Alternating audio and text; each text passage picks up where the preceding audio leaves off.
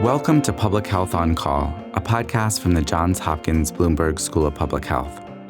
I'm Joshua Sharfstein, Vice Dean for Public Health Practice and Community Engagement, and a former health commissioner here in Baltimore. Our goal is to bring evidence and experience to illuminate critical public health issues.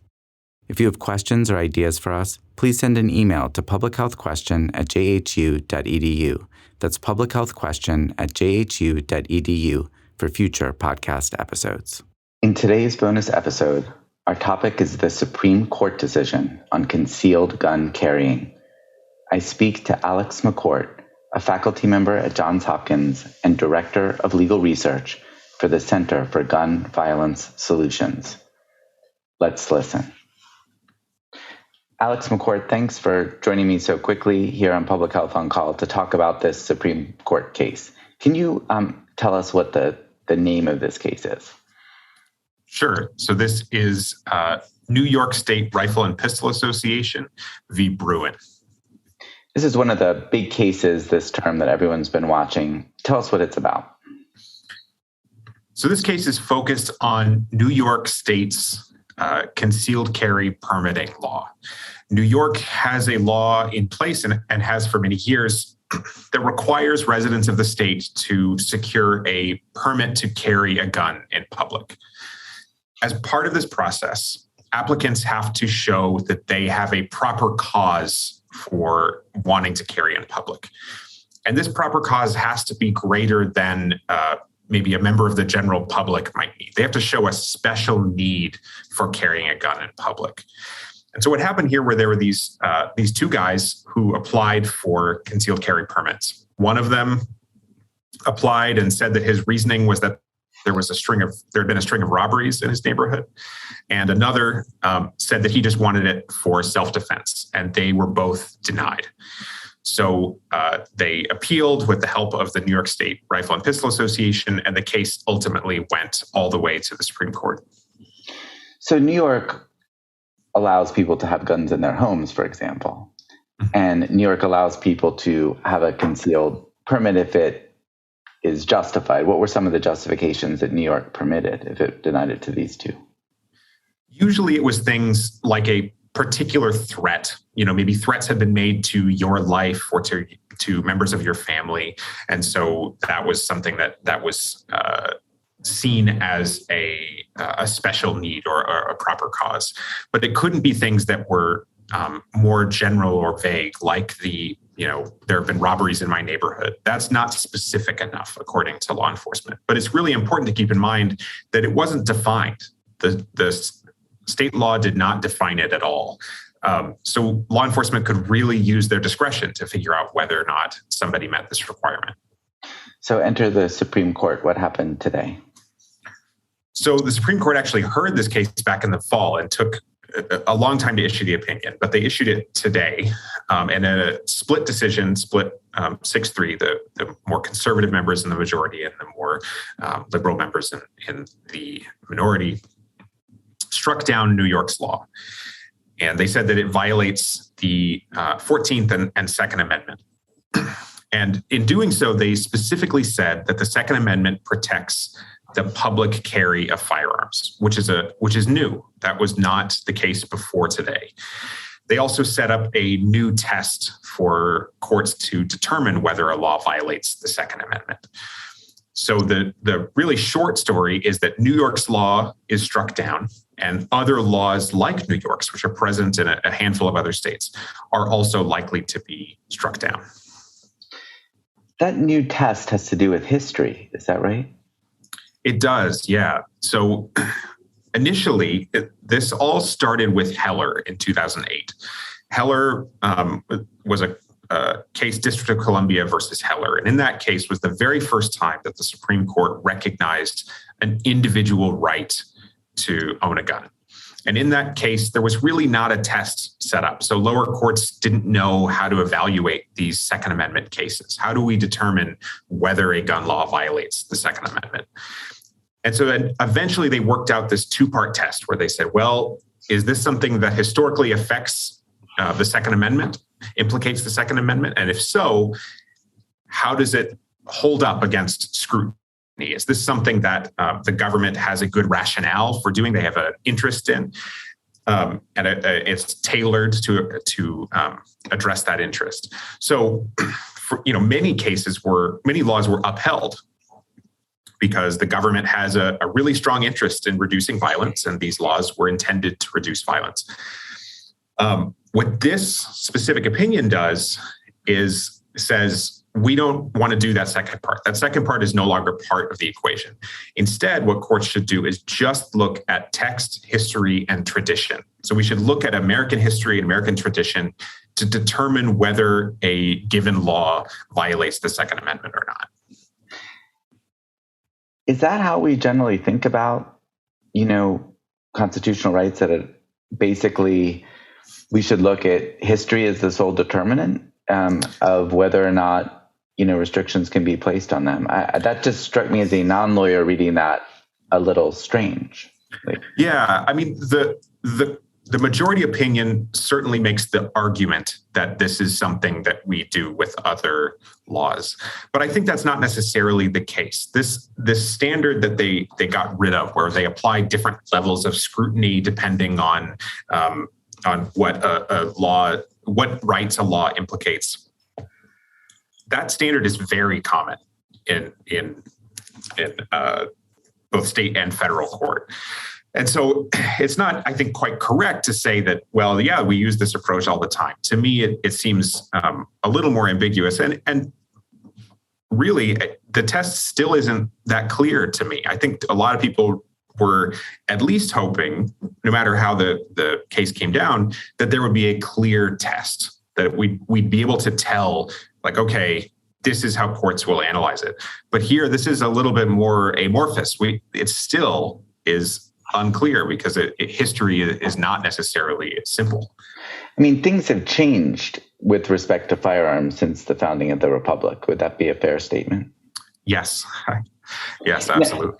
Now, there were some concurring opinions here, which pointed out that this doesn't mean that everyone gets to carry around whatever kind of gun they want, or at least that's how I read them. Is that fair? Tell us about the concurring opinions that seem to be saying, hold on, this may not be totally opening the floodgates to everyone who wants a gun gets a gun. Yeah, so Justice Kavanaugh wrote a concurring opinion. So he agreed with Justice Thomas's majority opinion that this law should be struck down and violates the Second Amendment. But one of the things that Justice Kavanaugh wanted to point out was that this doesn't implicate permits in general. So states are still allowed to say, you have to apply for a permit and get a permit before you can carry a gun in public. What they can't do is have this discretionary piece. So my read of this concurring opinion is that it's very similar to actually something we saw Justice Scalia do in the Heller opinion in 2008, which is to say, yes, here's what the Second Amendment protects. Yes, there's this right, but it's not unlimited. States have the ability, and the federal government too, has the ability to limit it, to make sure that only responsible people are carrying guns, or only people that have been deemed non-dangerous are carrying guns. And so there's this effort, I think, as you pointed out, to kind of say, this is not a free-for-all. This is something that is still not unlimited, and states can do things to regulate guns. And that includes actually banning certain types of guns. Is that potentially true? Yeah, I think it is potentially true. I think that there are instances where the court has generally acknowledged that certain types of guns, especially guns that had not been necessarily considered at the founding, might not be as protected, or might not be protected at all by the Second Amendment. Now, that's still a difficult argument, and that was not part of the case here. So it doesn't necessarily mean that a future opinion will come down that way, right? Or that that's the way things will shake out. But it is, I think, a very small silver lining here that maybe there's some room still to regulate. Tell us about the dissents. So the dissenting opinion focused much more on public health. There were citations to all sorts of studies, both in the public health scholarship, but also in other social sciences, saying that we can't really even have this discussion without talking about the public health impact of guns and gun violence, that's a key piece of this. And the majority opinion really just disregarded it, just kind of shunted it to the side. And actually, Justice Alito, in his concurring opinion, was very dismissive of public health evidence. He was saying, well, if New York's law is so great, why did the Buffalo shooting happen? Mm-hmm. And so, there was this in the majority and the concurring opinions, there was a lot of disregard for public health evidence. The dissent was very focused on public health evidence, saying, look, we know there are laws that can reduce gun violence, and that has to be part of a court's consideration. We have to be considering this when we're evaluating these laws. It used to be that people who were, headed towards the Supreme Court said that they should be pretty restrained in striking down state laws that, were passed democratically in order to accomplish important goals. This seems like, in a way, the shoes on the other foot. Kind of the conservative way of viewing the law has turned into a pretty aggressive way of striking down democratically passed laws. It does seem that way. And Justice Thomas, in the majority opinion, even kind of alludes to that. He says, yes, there are times that courts should defer to legislatures. But when we're talking about an individual right as important as the Second Amendment, we can't do that. We have to look to history and tradition and not defer to the legislature.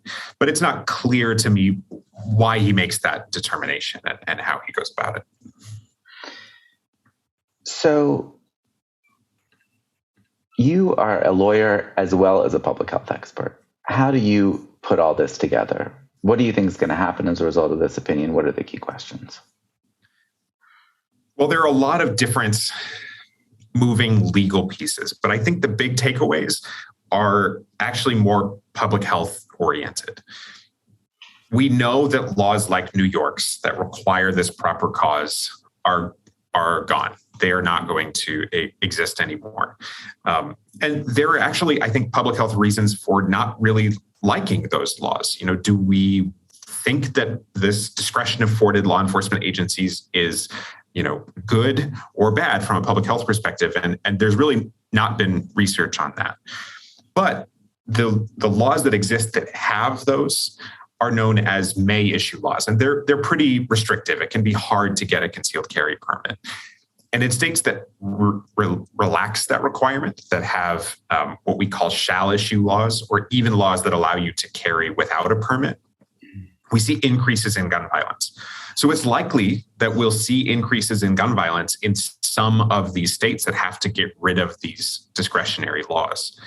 But I actually think the bigger public health impacts are from this expanded Second Amendment and to cover outside the home and the new test for the Second Amendment. Because we're going to see many, many more challenges to gun laws. And that includes gun laws that have a really, really strong evidence base. So laws like permit to purchase laws, extreme risk protection order laws, safe storage laws, minimum age laws.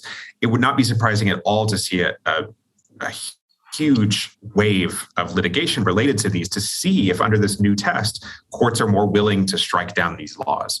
So I think there are a lot of implications, and a big question is how courts will take this text, history, and tradition test and apply it to other gun laws. Well, I really appreciate your walking us through this today. You've talked about what this opinion is and its kind of subtleties, actually. And you've ended up with a pretty big question with potentially some very impactful answers. Thanks so much for joining me, Alex. Thanks for having me. Public Health on Call is produced by Joshua Sharfstein, Lindsay Smith-Rogers, and Stephanie Desmond. Audio production by J.B. Arbogast, Holly Cardinell, Spencer Greer, and Matthew Martin, with support from Chip Hickey. Distribution by Nick Moran. Production support from Catherine Ricardo. Social media run by Grace Holes Fernandez and Amber Bryan Singletary. Thank you for listening.